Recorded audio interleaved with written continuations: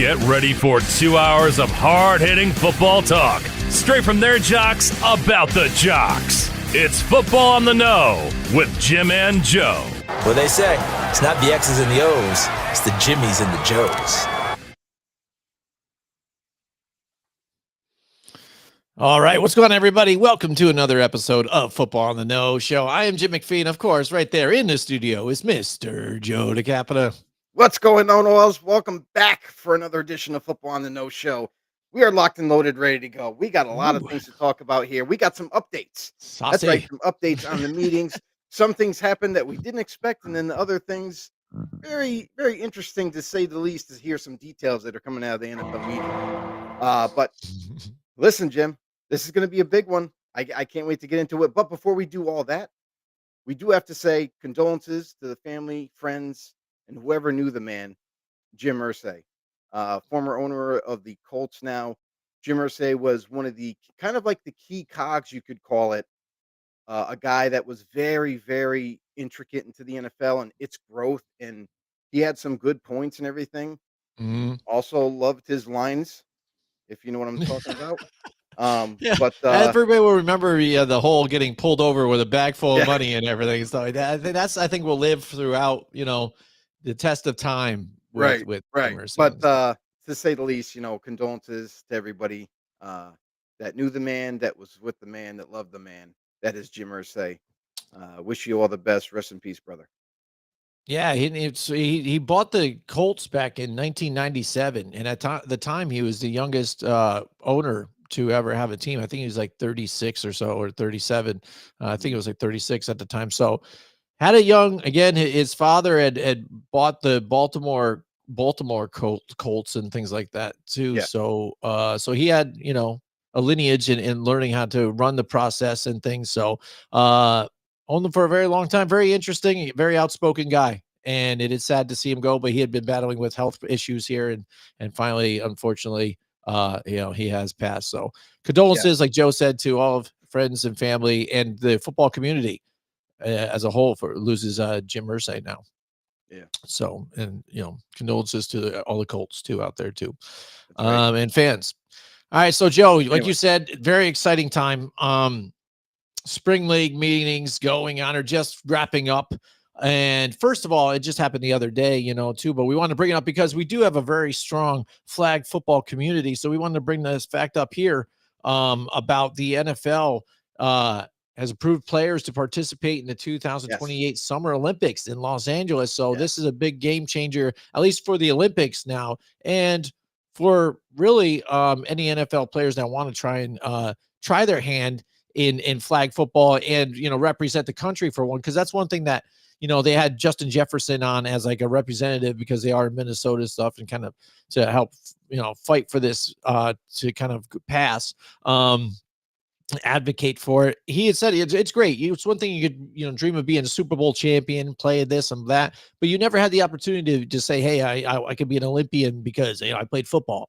They just recently added flag football into this, and it's going to be this coming Olympics here that is in the U.S. So it's a great opportune time for a bunch of different reasons. For one, especially the fact that we have an Olympic Games here in the United States for the first time in a long time. It's in LA, and we get to showcase our game, the American football game, and the flag version of it. But there's so many gifted athletes now that get to try out for the Olympics and this, and now with the addition of some NFL players that can opt in. I think that's very substantial.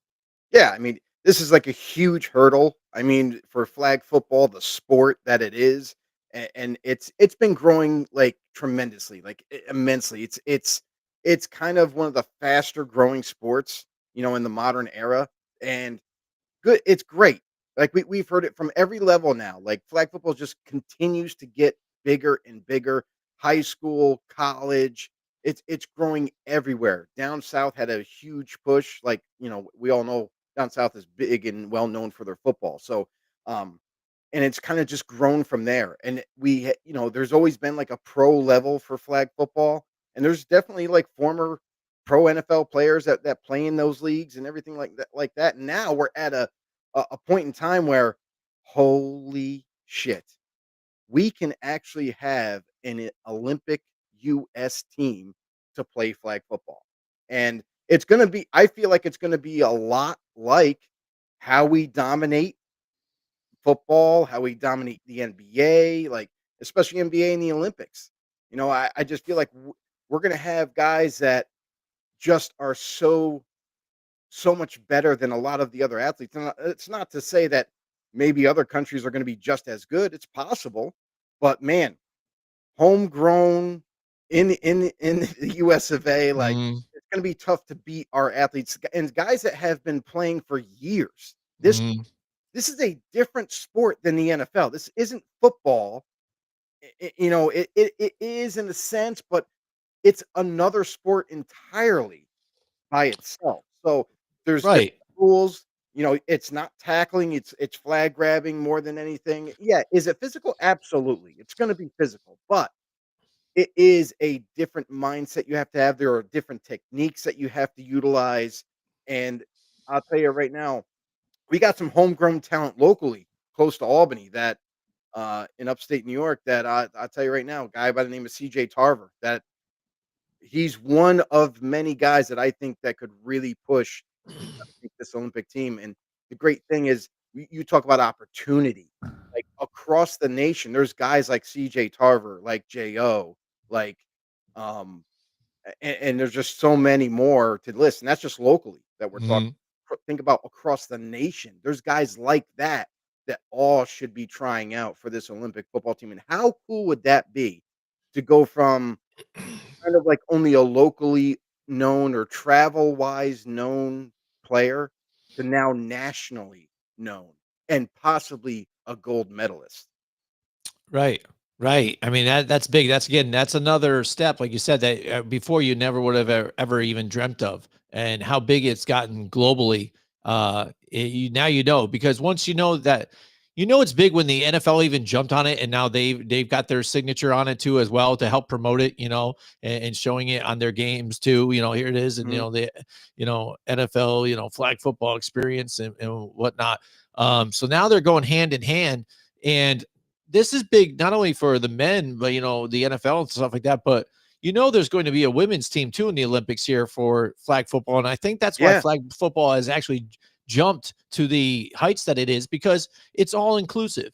You know what I mean? To where it doesn't matter where you're, just because it's like you said, it is a physical game. You can get physical, but the rules are just different enough that to where you don't.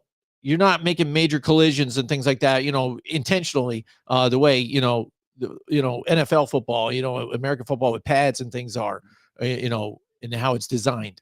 Um, right. but and like you said though too, the techniques that people learn to take an advantage in this particular sport are amazing too, and next to none too. The dip and things, and to trying to avoid the getting your flag snatched. I think it's really developed a bunch of different types of moves that have worked. That if you look at if somebody tried to do that in the NFL, it wouldn't even really matter, But No, in that's in the different. in the Yeah. flag, I mean, it's substantial again.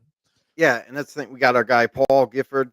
Thanks for tuning into the show, Paul. Appreciate the comment. Said they should be able to play in it without question. And he's alluding to the players that I mentioned, just a couple that off the Yeah. top. And I mean, there's more guys than that too. Like, I mean, there's guys that play on the travel circuit locally.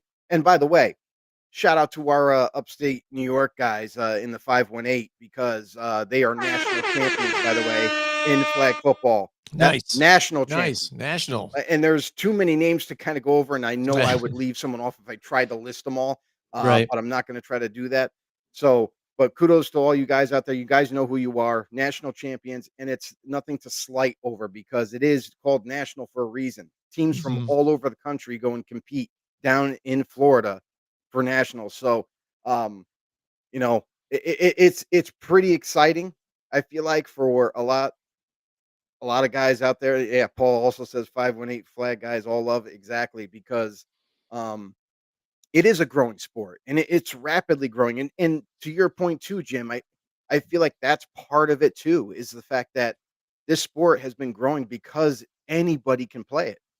Like literally anybody can play it. Yeah. I know not everybody's a superior athlete, but if you love the sport, you can continue to play it. There's adult leagues all over the place. And Mhm. I can only assume that going forward, now that it's reaching the attention of worldwide, reaching the Olympics now, that it's gonna continue to grow in every city, in every place that they can have it. So, I think it's a Mhm. huge thing. It's a huge win for the US now, and now they're even trying to implement NFL players. And that I think is a bigger hurdle, right? We talked about this briefly last night in our other show, Blindside Blitz, over at Grumblings Media, Mhm. and, we did talk about the different options for NFL players and who we could expect possibly. Like everybody's going to obviously gravitate to the big stars. Like you brought up Justin Jefferson. Tyreek Mhm. Hill's also kind of said some things along the way about playing flag, or Patrick Mahomes, and Mhm. and we just heard recently Mahomes state like, "Oh, how impressive would it be to have a gold medal on your resume, Yeah. and have that as a little stamp there of approval." Mhm. And it's all it's hey, it sounds great, but there's some things that come with it now. Like, you're gonna miss training camp, or at least a big portion of it, if you choose to go do this and go try out for the US Olympic team. And then what does that do to your team going into the regular season? And are you gonna be away for, like, the whole season? Like, are you gonna have to literally take the season off? Like, we don't Yeah. know what those parameters are. We don't know what they're gonna have to go through. So with all that being said, like, I don't anticipate any top end, you know, player in the league is gonna be going over there, because if it hurts your team's chances for the season in 2028, I don't think you're gonna be allowed to do it, and I think that you're gonna be too important to the team as it is. So you might want to kind of temper expectations when it comes to what type of players are gonna be there. Like, maybe, and you mentioned before too, last night, about each team. It's not like a, you know, an all four, whoever wants to do it. It's every team can pick one player to go and try out for the Olympic, team. So Yeah. um, you're limited. You can only pick one guy. Are you gonna pick Patrick Mahomes to leave the Chiefs? You know what I mean? For who knows Mhm. how long, Right. just to compete. So I don't anticipate star named players or players that are very significant in their role for each squad to go and try out. I think you're gonna be more apt to guys that are maybe backups, or guys that are even lower than that. Maybe third Mhm. stringers that, Mhm. have the athletic ability, but just not the clout. Right, and it's really reminiscent to me now. I'm thinking about it. It's terrible because I stopped really following baseball for a while and stuff, so I'm really out of it again. But there is again a game. I think it's during the spring or the summer, like or something, right before they end up starting or something. That it's like basically not an Olympic, but it's a national kind of league game or tournament that they do that they can jump into and do that you still have to train for, but you're away from the team, you're training, you're going to go do this, and potentially again that can wear on you before you get into the season. And a Right. lot of players had debated doing this and things like that, and I think it's kind of similar to that to an extent, with not knowing a whole lot about it, but I do recall something like that. Paul also says flag football will make the game of real football a bigger game and more eyes on to the game as well.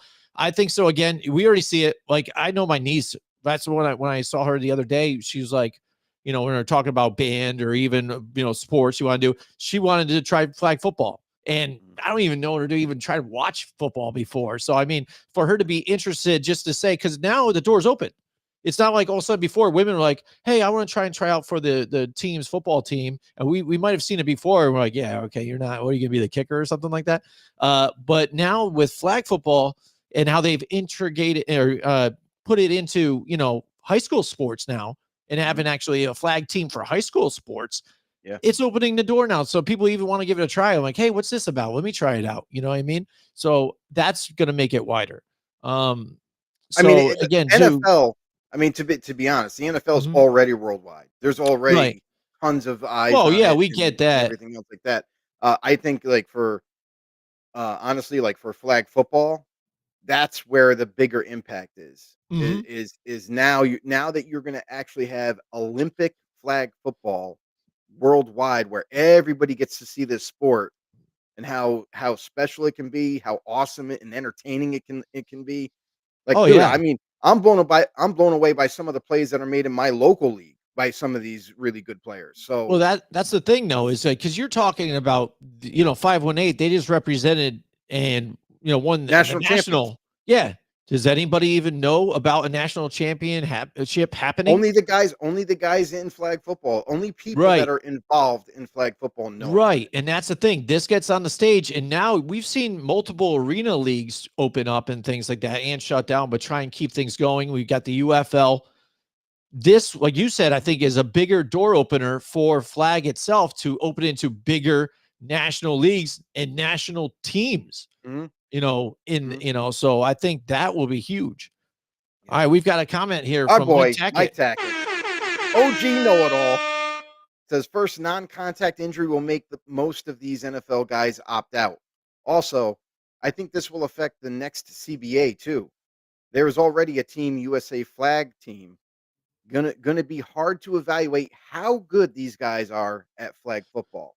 Yeah. And That's and the next point, too. that's the Hmm. other thing too, is it is a different sport. There's Hmm. different rules to learn, there's different techniques to utilize. Even like when you're carrying the ball, like you kind of touched on it briefly earlier in the show, that there's a lot of hip movement, a lot more Hmm. hip movement, dips when you're kind of dipping down while you're still running. You can jump in the air, you flip your hips left or right, like you do spin moves. There's a whole different variations of moves you can do to kind of Hmm. prevent from guys grabbing your flags. And Yep. there's other rules like flag shielding, and everyone's gonna be like, Yeah. "What the hell's that? Big. What's Yeah. flag shielding?" Like Yeah. that, that's honestly that's when a ball carrier is swiping away the hand of a defensive player to try Right. to attempt to pull your flag. And that's like how often when you're somebody that's starting out gets Oh, it called happens all like the that, time. Happens especially, all what the I time. mean? Because a stiff arm, you want to try and keep Yes. them away from there.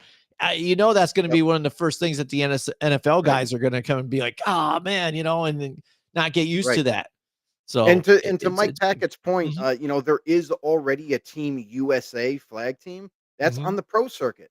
Yeah, But those guys, they all should be going to try out. Like when you're at that's a the thing. when you're Mhm, at that kind of level, or if you're that level of player that you have all the talent in the world, you should compete. You should go and try out for the US Olympic team. Because what's to say? Like we talked about it last night about how cool would it be to go from just on the flag football scene you're known, but now worldwide you could possibly be known because you're part of the US flag football Olympic team and possibly getting a gold medal for flag football. That'd be insane. What an yeah. experience. What an experience. Right. And like you said, with so many people there to try out, it would be interesting, one, to see again. They're allowed to nominate, one person per team. We get that, Mhm. but you add that into the group of Right. people that already know the game, that are already professionals at it, and who Mhm. even makes the squad. You know what I mean? Because that's the biggest debate a lot of times that people are talking about right now. It's nice to say, like, I think somebody already had me, it was ESPN already, like, oh, here's our top flag team, and we've drafted this, and this is Patrick Mahomes, our quarterback, and this guy's Right. and that, or Lamar, and Yeah. blah blah blah. Yeah, okay, but you forget about the guys that are already good at this sport, that they would have to compete against. So you might not even see Lamar or any of these guys on that team. No, And I like don't I Mike don't think Tackett so. again, that's the first thing I went to with this whole thing. I'm like, yeah, that sounds cool and all, but Right. I don't know if players are even like, they dig it. I get it, but you know how they protect their bodies now and how they don't want to do some of the practices. They don't, even for the Pro Bowl, the flag game they play now, they don't do anything. They barely touch each other and stuff like that. That type of game, that flag game is nothing like the real game. Mhm. So, I mean, it's a bit of a rude awakening for them if they get into this whole thing. And yeah, the CBA would have to get taken care of in a lot of talks with Troy Vincent there and try and work it out. Yeah, so our boy Paul chimed in. He said, "So it is a bad idea to do a flag USA team versus an NFL flag team to let the NFL guys figure it out." I think here's the problem with that Ooh. is you. But here it is. We Yeah. just kind of barely touched on it. Is the Yep. injury factor? If Hmm. one of these NFL players get injured because they're trying out for flag or playing a game to kind of try to prove how good they are at it, it's not going to go well with your contract. Like Right. you could be voiding money that normally would be guaranteed because you're doing in the NFL's eyes, a recreational type of game, just to kind of see or get used to the sport. That's going to be what if you make the Olympic team. Hmm. That's where the training is going to start. Is if you make the team, you're going to have practices. You're going to have flag grabbing drills and learning the new rules that you're going to have to implement when you play the game. So that should only be a thing if, in fact, it gets to that point where you know where you make the Olympic team or not. Like, I don't think we're gonna do these trial runs to where because there's too much at jeopardy.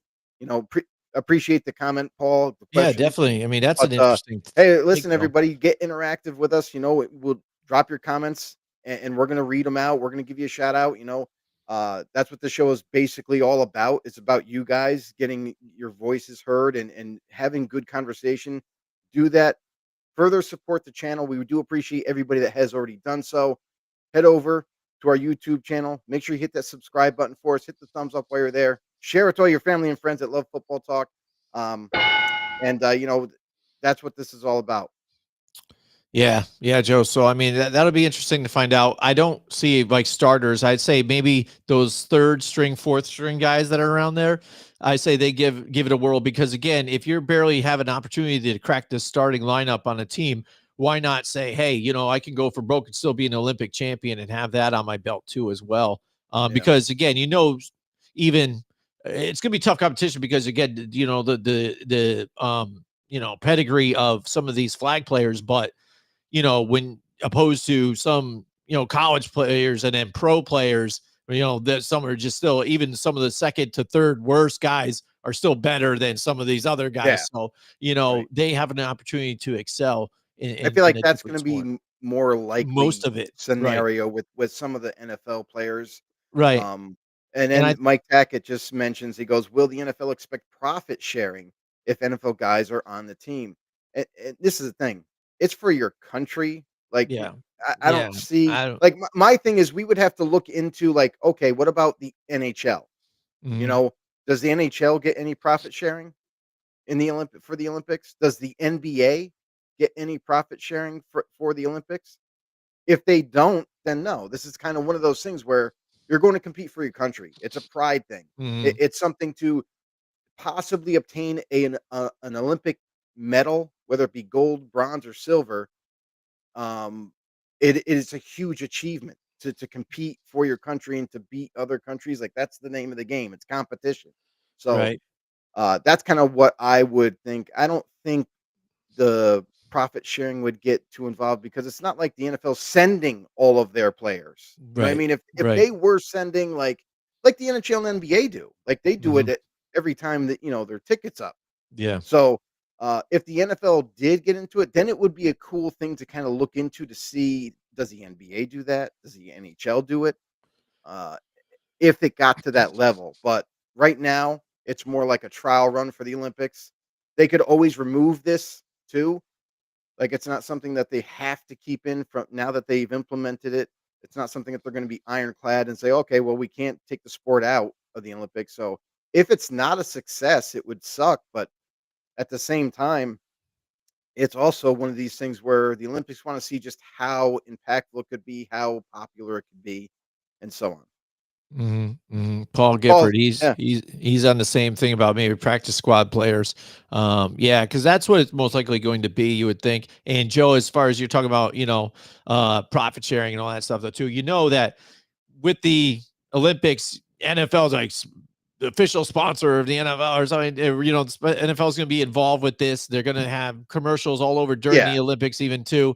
yeah. So they're going to even generate revenue somehow out of this. Either they're not going to, but I think in turn it will turn into revenue for everybody as well because if owners are going to be making more money, the NFL is going to tell them to also they can raise the salary cap. Cap goes up, and then again it could get displayed out to players too I think eventually. when it comes to the CBA, Mike Tackett kind of, like, alluded to it, that when it comes to the new CBA that's gonna be agreed upon, it's not gonna be really about flag football at all. It's gonna be No. about what has transpired now in our Mhm. modern day of NFL Mhm. where they wanna add an And extra game. They mhm. to the regular season. They want to Mhm. continue to expand the international games.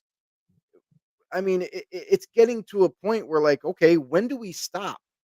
NFL players, coaches, they're not huge fans of doing all this traveling or traveling as far as they're going to have to this season, but they're forced to. Their hands are tied. They kind of have to, but it's going to get to a point, and I feel like Mike Tackett is right. It's going to be interesting to see when the CBA does come up for negotiation, what in fact both sides are looking for. Because on the player side, it's going to be like, well, if you want to take away a preseason game and add another regular season game, that's not the same. We're getting injured out there during regular season games.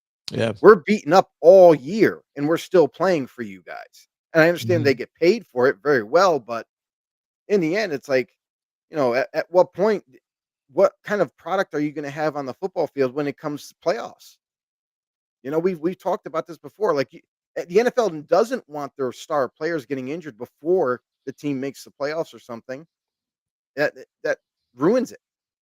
But if you keep expanding and having more international games and more travel and more things to do, something's got to change. Mhm. Yeah, absolutely. And one last note here on this, Mike Tackett does make a good point here too. The NFL player makes the flag team, but fans then will go out and buy the flag jersey. That it's, and I Mhm. think that's even better though too, and I think that's going to generate a lot of money because how many times do you see now with players not being loyal to teams, but even on the same thing too, a lot of players only last so long and then they're traded or they go into free agency, move on, or this and that. You can't stay loyal to getting this jersey for this guy because you don't even know if he's going to be on the team, Right. after his contract's over. Yeah. One thing about the Olympic flag jersey though, he was on the Olympic team. He represented his country. That's forever there, too, Yeah. in a sense, But too. it I doesn't mean, stop he's not there going to either. swap to like But play go with Lithuania. my thing, it doesn't stop there either. Like you're talking about just a Yeah. jersey. No, it's not Oh no. just a Yeah. It's not jersey. just a You can jersey. get Yeah. custom flags. Oh You can yeah. get they can go headgear. They can Hmm. do custom headgear. I mean, there's a lot of things that they could be purchasing for flag football, and it's going to end up being a huge seller for sure. All right, Joe. Paul's got a question here. So say they add another regular season game. Do you think load management will become bigger like it is in the NBA?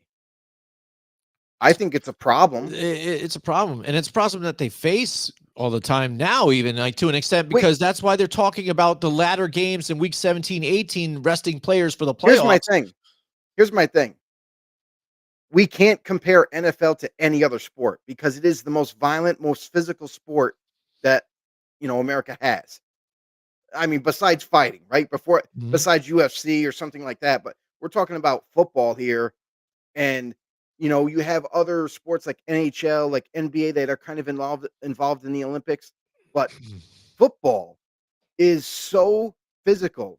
Like, I think it's almost to the point where I think the owners are missing the point.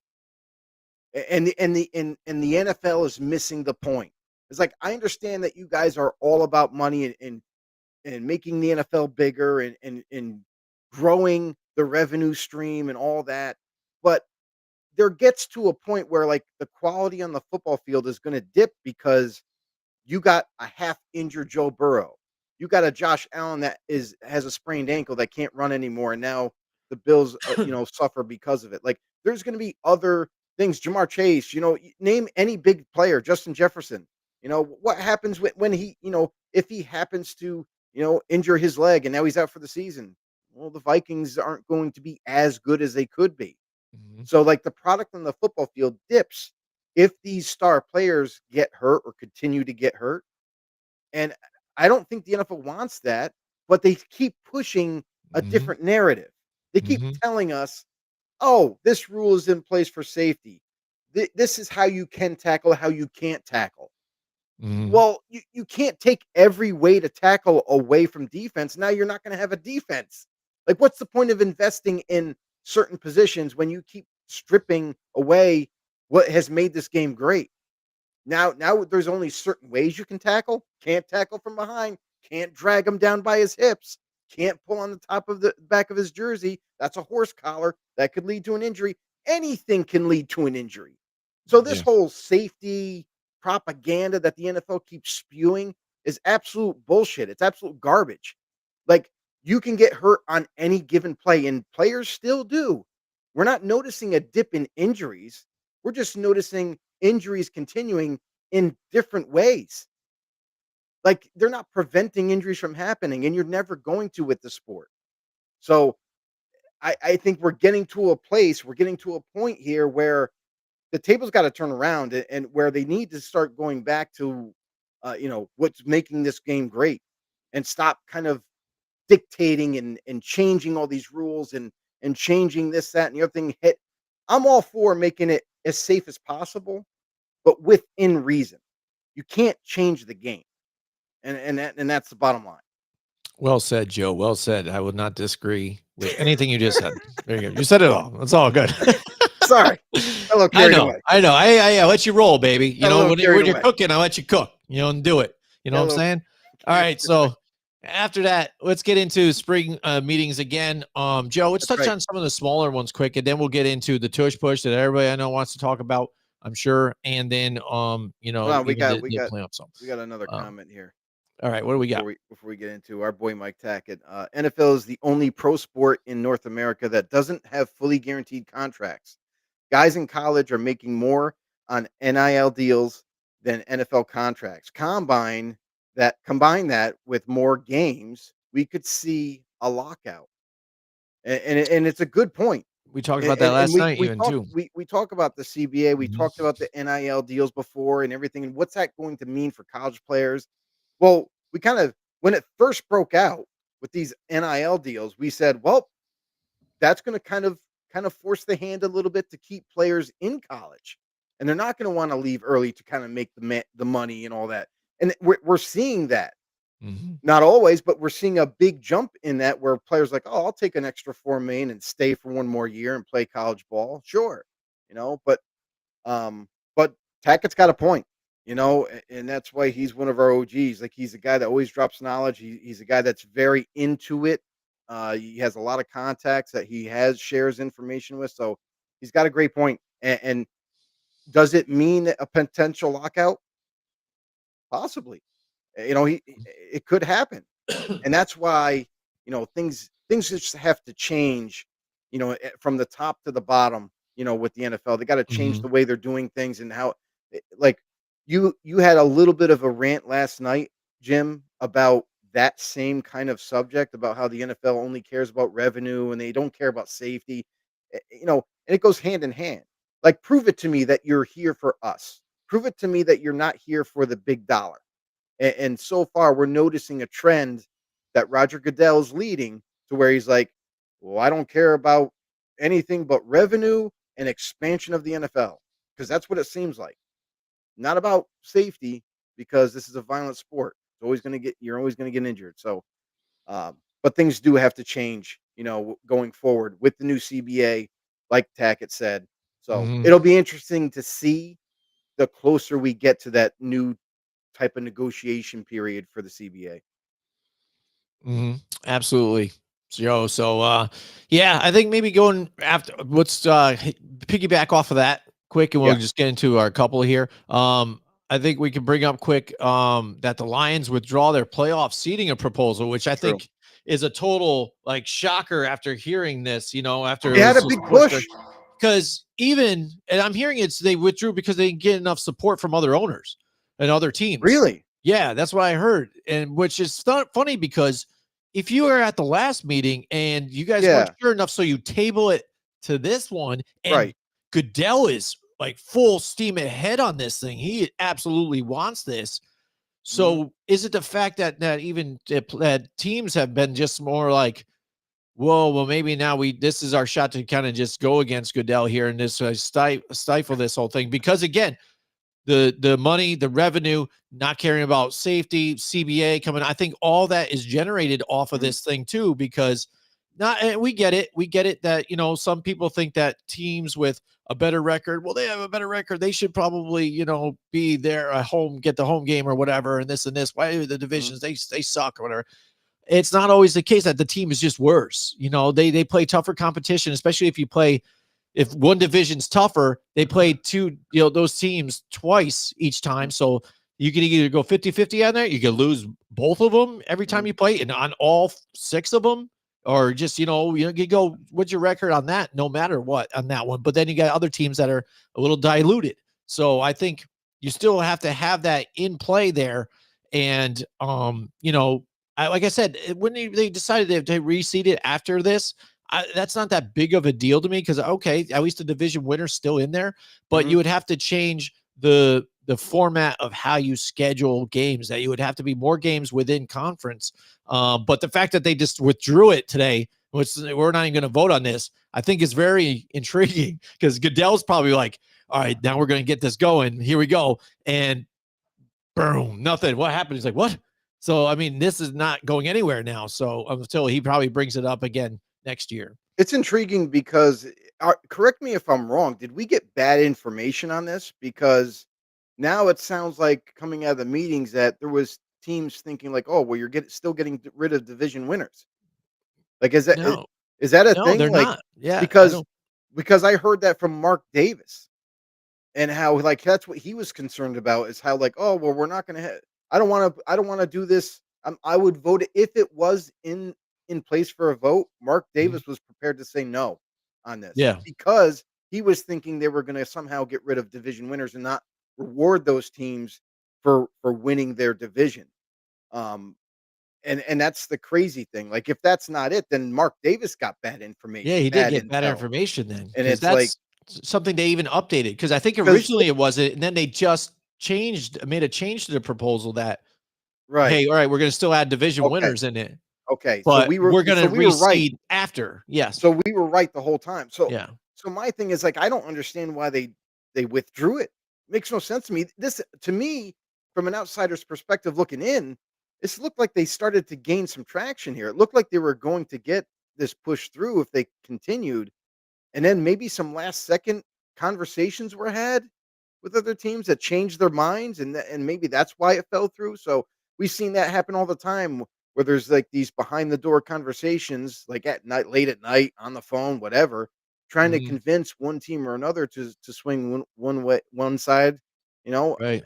And maybe that's what happened. Maybe that's why Detroit was like, well, we're not going to get enough support now, so we might as well just take it off the table. Yeah. But It's it's too much. interesting because this is something that, I mean, if it was in fact where you're still going to have division winners, you're still going to reward those teams for winning their so-called divisions, then I didn't have a problem with it. You're still rewarding those teams that have won their division, that have good records, or whatnot. But man, I mean, this is kind of one of those things where it took me by surprise today when I heard the news that, like, oh, they're not even going to vote on it. They Right. just completely ripped it off the ballot. So uh, you know, maybe this gets revisited, maybe next year, Mhm. possibly. Like, it seemed like there was some good things about it, and it's rewarding the teams that we always complain as fans, like, oh well, my team, had 10 wins and they deserve to be in the playoffs, but because they were, second in the division and there was other teams that had one more win, like we deserve to be in there instead of you know, whatever other division that ended up making it, like other teams, Mhm. what what the hell? That there was those arguments and they were, realistic, that if you have a competitive team and they deserve to be in, but they end up getting, overshadowed because of like the breakdowns for like head to head and point differential and strength of Right. schedule and all that. And then the formula makes it this team gets in instead of you guys. It's like, what? That makes no sense. Yeah, Like, yeah. so we had I a think tougher that was schedule. partially the argument. Yeah. Mhm. So it's like, um, it sucks, honestly, because I think this was going to be a good thing to reward teams that are competitive for the year, that have put in the work, that definitely deserve maybe getting a playoff spot, at least getting to see the postseason and see how far they could go because of their competitive team. But now it seems like we're gonna have to just kind of stick with what we got now, and we'll see what happens in the near future if they do Yeah. revisit this. Like, yeah, and like, I mean, I'm happy. I'm all for it. I like things staying the same. I don't like getting crazy Yeah, with all that Grandpa. stuff. It's everything we liked so far. I mean, why try and change it? You know what I mean? Right. Like, it's worked Right. so far. Yeah. Yeah. So, next, let's get right into it. Then let's get right into the tush push. Yep. Um, it Still has legal, been by the it, way. Still legal. still, yeah. So they tried to ban it here, and the NFL had voted, and it did not pass. So by the vote of 22-10, Mhm. so they needed 24 votes here, and they are too short and unable to pass it Good through rapper, to by the to way. get to. Yes, too short. Nice. Yeah. And these, I'll give you a list of the 10 teams that voted it down. The Eagles, obviously. You Mhm. got the Ravens, the Browns, the Lions, the Jags, the Dolphins, the Patriots, the Saints, the Jets, and the Titans here. All So those teams decided not what's to. So. interesting about that list of names that you just read is I know the Buffalo Bills were dead set against this tush push. I like Mhm. to call it brotherly shove. I hate the The brotherly freaking shove name is tush nice. push. Yes. Um, but I will say this: it's interesting to me that the Bills wanted to vote it, and ban it and all that, but their division around them voted to keep it. I Yeah. thought that was interesting because if you notice, the Bills were kind of one of those Well, teams that were really trying to mimic, brotherly shove in Buffalo. We saw it in the playoffs sometimes. You know what I mean? They were trying to utilize it to get first downs and whatnot. So I wonder if the Patriots, the Dolphins, the Jets, like I wonder if they were like, well, we have a hard time stopping the Bills, so we're gonna, you know what I mean, like, right. or somehow, like, maybe it was a strategic vote. In other words, like they're like, you know, so Yeah. I don't know because maybe Because they want to try it. Maybe they want to do some things this year because perhaps to get into it. Yeah. Yeah. Now it's so Mike Vrabel there for the Patriots too. I mean, and he was even asked about it, and he even said, "Hey, listen," he's like, it's hard to stop Lamar Jackson. So do we tell Lamar Jackson he can't run with the football? You know what I mean? So is that why that was his explanation of it all? He's that's like, stupid. so he's thinking, well, he's looking at it from the point of view of he doesn't look at it as, hey, you guys are putting it as player safety. He's looking at it as you guys are complaining that it's a play you can't stop. And that's why you want to get rid of it. So that's his point of view. And I'm wondering if that kind of echoed through, to ownership of the Patriots too, and maybe Robert Kraft thought the same way too, and why maybe that's why they voted to That's keep a it. But terrible they just saw analogy. it. That's just dumb. But no, I Like, get it. I mean, but that's what his point of view is. His point of view is that it's not a safety hazard. You guys just want to get rid of it just because you can't stop it at this point.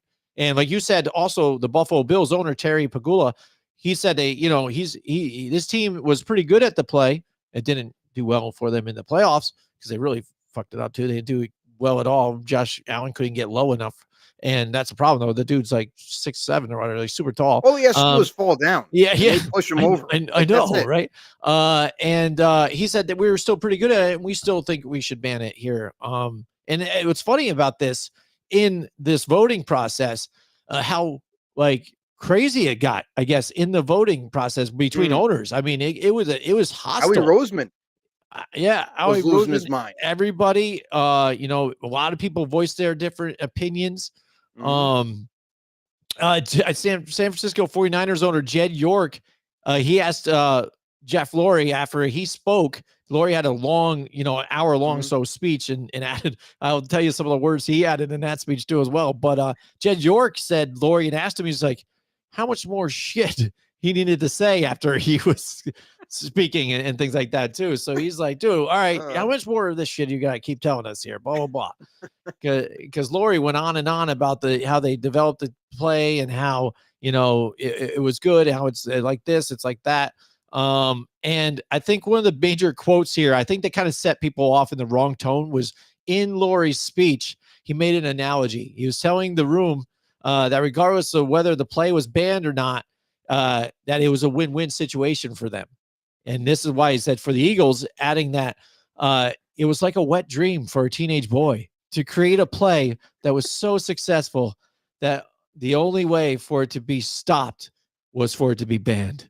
And then that made them go crazy there, Yeah. especially because with Roger Goodell and Troy Vincent in the room, there was women in the room and they were just, oh, now we're offended. I can't believe you said wet dream in front of women. And oh my goodness, it made that analogy. Whatever. And Get so out of the room. again, that set the tone and everything. And that's what I mean. I think on this side, as far as the Eagles, of course, they're going to think of it that way and say, listen, Yeah. you guys just can't stop us. So Yeah. this is why you're Right. trying to get rid of it, which I Yeah. think that's partially part of it too. Because again, if you're telling me that there's injuries happening and there's no data to support your injuries, even though again, we've seen people have stingers or neck Oh, yeah. problems, issue, blah, blah, blah. Yep. There's, you can't keep telling me that. Then there's got to be a different point of view to it. You know what I mean? If you don't have the data to support your argument. And Well, I that's think the that's where thing. these guys are coming from. That's the thing is no major injury has happened yet, but I'm waiting because it's going to happen. Like there's too many head-on collisions that go into that little scrum of theirs for no injuries to happen. And yes, there's nothing documented because a lot of these athletes almost 95, 98% of them play injured every week.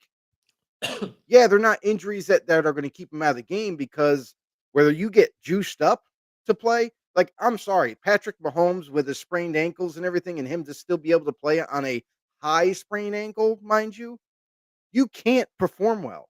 So there's no doubt about it. That guy was juiced up in order to play those playoff games, in order to play the Mhm. Super Bowl. Like there's no doubt. These guys have painkillers. These guys still play with injured limbs and whatnot, and sore muscles and tendons. Like it's a brutal, violent sport. And Mhm. you talk about tweaks. You talk about kind of soft tissue injuries or pulls, or even like Chris Jones with his neck issue in the Super Bowl and all that. Like that was from that play, and it's going to continue. There's going to I know there's no hard data showing that like, oh, well, this guy had a uh, broken clavicle or something of that nature, or the shoulder got banged up and he's out for 4 weeks. Like, yeah, there's not that, but there's other injuries that are minor that are going to lead to a more major impact. So the fact that this is still in play, and I'm not debating this because Yeah. of the play itself. Mhm. I've come up with a solution, but nobody's tried it yet. I mean, just do the same damn play, same formation back at them. Push a linebacker into the pile right at the quarterback. That's what's going to stop Mhm. it. That's the only way you can mimic what they do.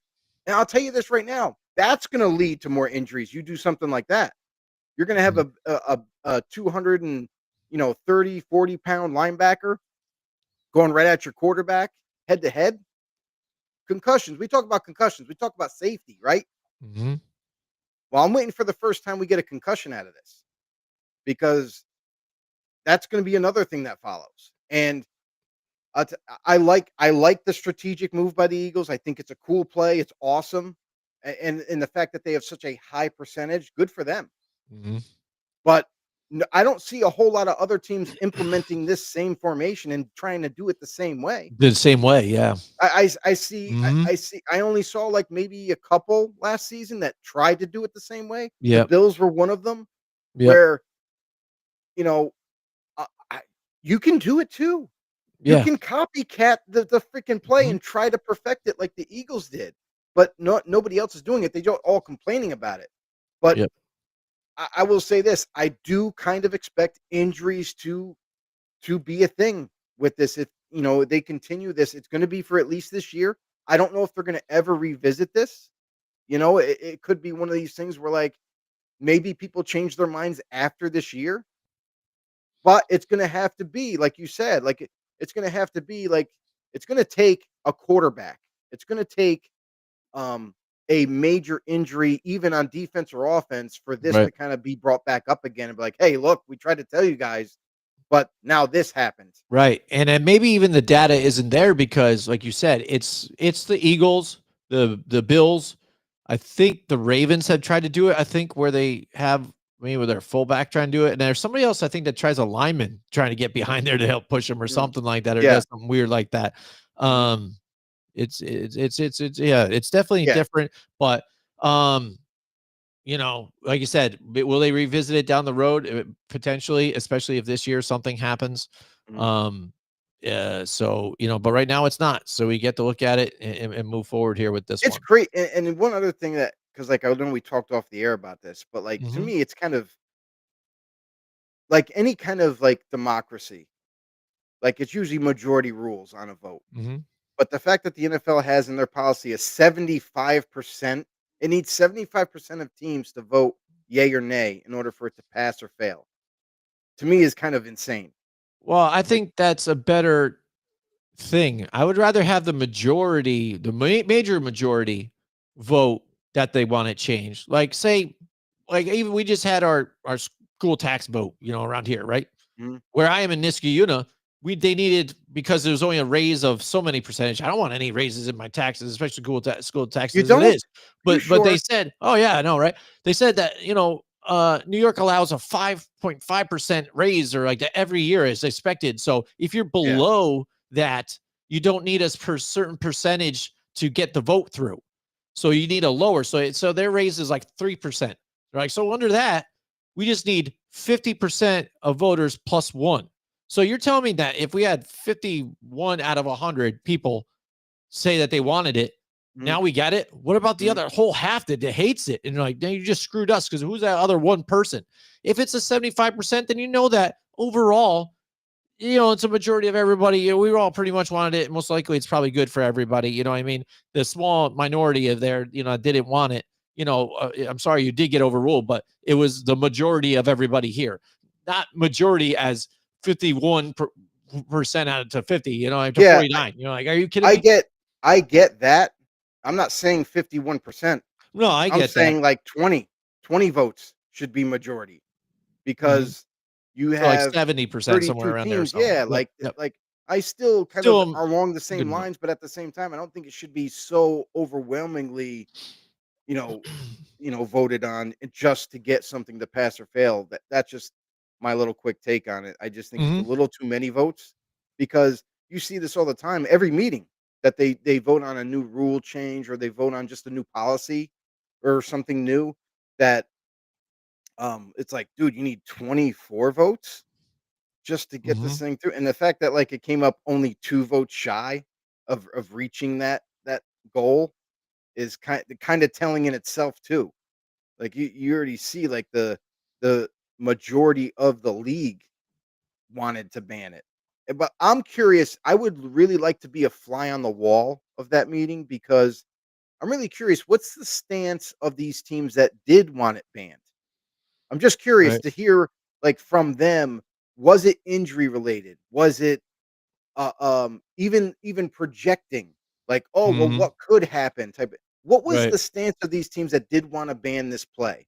Because I Yeah. understand the Eagles are super successful with it and some other teams are experimenting, but I'm just curious, because for that amount of votes to come through to ban it, I'm very curious to see what everybody What had to yeah. say, but we'll never know. No, So and that's what I think would be the next best show on HBO or by the NFL, is to HBO have those NFL open. meetings, Yes, yeah, like what behind the closed doors, what happens that's and not all gonna that. You happen. tell us. I mean, that would be amazing, right? It's Just to not see, gonna and they happen. believe it. I mean, that'd be hilarious. Oh, it would be amazing, It'd but be it great it just, entertainment. You know the what I NFL mean? does not want us to know everything, that's for sure. Oh, it'd be good. Keep us in the But they dark. could still cut it out pieces. I mean, you know how they chop it all the time and things. So, Yeah, uh, yeah, NFL could have the rights But to it or but yeah, so whatnot, there you go. but We will get to see the Tush Push this year now. so, So I mean, that's like the brotherly show.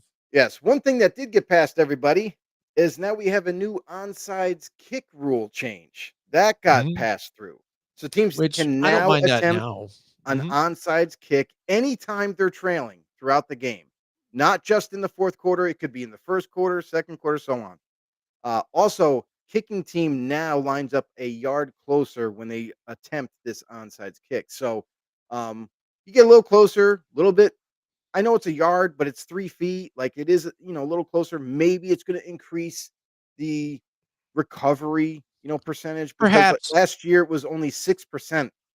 Only Mhm. 6% you could successfully recover the onside kick. So I don't I really don't think this is going to change much. Like how many teams are willing to take the risk on doing onside kick in the second quarter when they're only Right. down by 10? Like, Right. I just kind of don't see this being a real thing. And it's not like something is secret like it used to be. Like, oh, Right. That's the you let thing the that's a killer. you might tell the refs like, hey, we're gonna go on sides here, and then they don't have to announce it. They still announce it. It's not a Mhm. surprise thing. That's what used to get teams sometimes. Is like, oh man, right before halftime, you kicked an onside. What the hell? Right. But Well, they line up like they're doing a yeah, regular kick and then all of a sudden shuffle over and now they're yeah, over on one side. They're like, right, whoa, oh, wait a minute. And then that even forces the team to make a timeout. Like, oh, yes, wait, yep, yep. change, get person hands team, you know? So I mean, it's cool. Now you have the freedom to do it whenever you want to, but you still got to announce it. So it's kind of like, it's really not much of the same. I don't see an uptick in attempts. Maybe I'm wrong, but I just can't see you taking that big of a risk and then turning the ball over if you don't get it to give that team, whether it be on your side of the field or at the 50 or whatever. So yeah, yeah. So we got the onside kick to go through. Everybody should be rejoiced and happy about that. I'm Um, just glad rejoicing that it's not the 4th and 15 or 20 or whatever the hell they want to do. oh, And it the seems like that I was yeah. hearing too from owners that they weren't big on that either. So that's Nah, the I'm one appreciative attempt to get a first down with a Yeah. play, yeah, no, I don't see that happening, and I'd be greatly disappointed if it ever got through. Mhm. Um, there was a couple things that did happen in the meetings that weren't really rule changes or anything, but it was kinda cool. So, like, for the first time, they did implement a new award for their NFL honors at the end of the year. So now they're gonna have Protector of the Year award that'll honor the league's top offensive lineman at the NFL honors. So, pretty cool award. I think this is kind of like a little late. Like this should have been an award already, Mhm. but now we're gonna at least recognize one of the top offensive linemen. It says the league's top, but really, there's a lot of really good offensive linemen. So to give it to one guy is going to be a challenge in itself to award it. But Yeah, I know they've been pushing for this a little bit, and I think somebody said I don't know if it was Jason Kelsey, I think brought it up mhm, at the awards banquet this last one here. I yeah, think said something like that. Hey, where's the award for right, the linemen, offensive lineman? Let's give it to some of these guys and blah blah, blah and stuff. So and you I could think see he's been a bit of an advocate for it. yeah, you could also see this expanding after this year. Like I feel like linemen could be anybody, but Yeah. then it might get to like best center, best guard, best tackle. You know what I mean? Give the big guys some more love. You know what I'm saying? Hmm. Yep. Uh, Yep. another Yep. thing, another thing that kind of got announced, basically more than just a vote or anything, but like Hard Knocks. Like we finally got the teams for Hard Knocks this year. Training camp, it's going to be the Buffalo Bills. And then the in season for the first time, the division that they're going to be covering is the entire NFC East: Cowboys, Eagles, Giants, Commanders. I think that's a great one to start off with. That It's is There's a lot of outstanding. intrigue there. You got the Giants. They're going to be better. They're going to be not.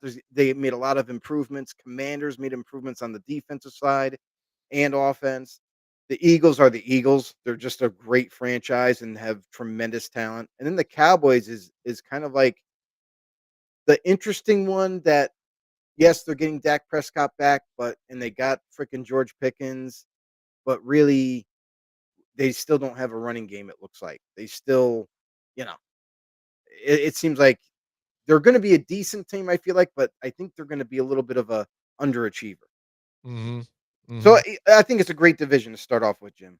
Yeah. Yeah. Yeah. Definitely, man. It's like it's weird. It's like you said, you got your different teams. The Cowboys, again, they like to be larger than life. We are the Cowboys, so you get to take a peek at them.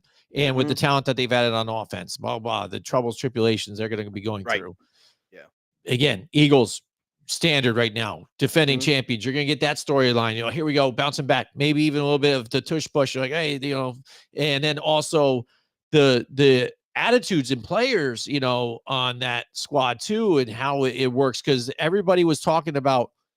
AJ Brown last year, and the bookies even reading, an excellence, and because he's complaining he's not getting the ball enough, but they're running first because they got Saquon now and stuff. So the turmoil that goes on within the organization or the locker room too, that kept behind closed doors, that Mhm. they've Nick Sirianni, if anything, too, you got to give him credit for that to kind of lock down Yeah. and bring everybody back down to base level here and control that.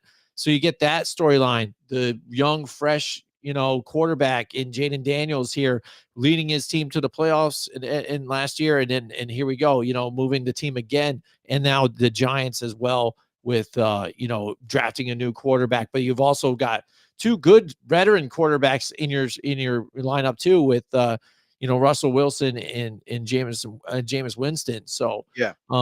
that's going to be an interesting dynamic Mhm. too, and following Joe Shane and Brian Dable's journey too, and where this goes. So, Yeah, I'm like also you said, curious.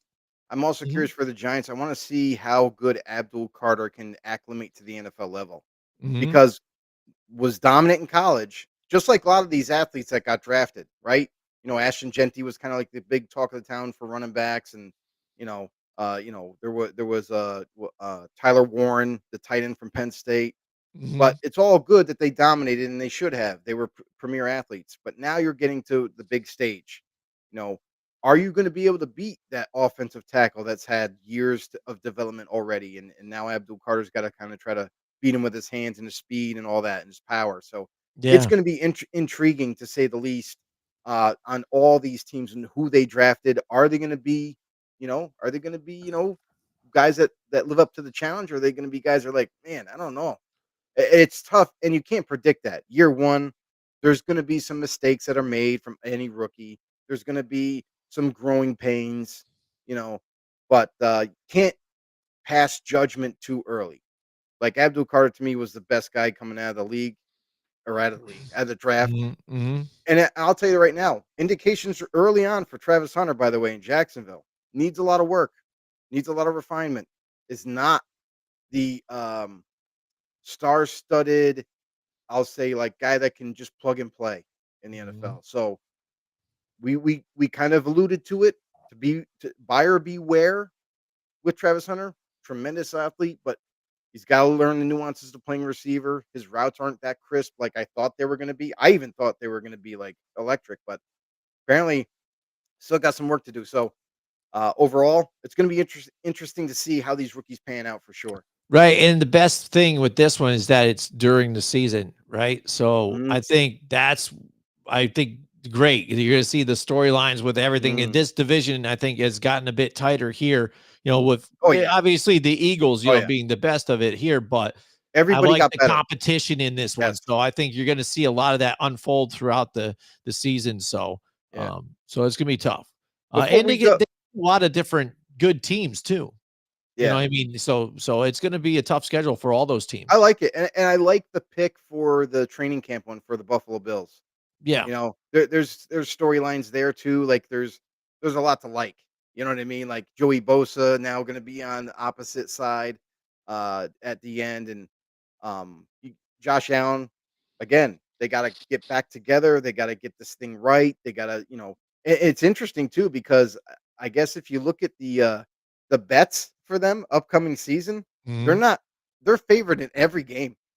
That's Mhm. kinda crazy to me to think that an NFL team is favored in every game that they play already, uh, Right. without doing anything. So, but it should be interesting to say the least. I can't wait for it. I'm here for it. It's always HBO always does a fantastic job on covering teams and working with the teams too, because it's a give and take type of relationship, whoever they work with, and they do a phenomenal job with the storylines, with whatever they're allowed to show. Um, and now that they're doing a division, I think it's just even better. This is something that I think was kind of like a missing piece to the series. Mhm. Yeah, yeah, I think so too. Again, and to see them in training camp, see who can try and make the squad too, the storylines Yeah. they always do there too. Yes. I think so that'll be, fun to Jim, watch. real quick before we go, I got a little Mhm. bit of news. It's for Raider Nation out there. There's been talk by a few people regarding the setback of Christian Wilkins, who's coming back from injury, the D tackle. Uh, it essentially comes down to this. There's a concern that either a screw upon surgery, it's a rare case that might have broke Mhm. inside, or he re-broke the bone, which is super rare.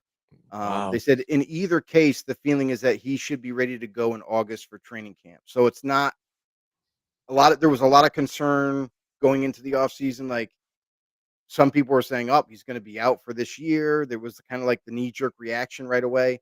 And now I guess they're saying, like, now that more details have come out, more data, that it's not, it's concerning. There's no doubt about it, but it's not as major as they first thought. So now it sounds like he will be ready for training camp. So Raider fans, you can kind of like take a sigh of relief on the defensive front for yourself.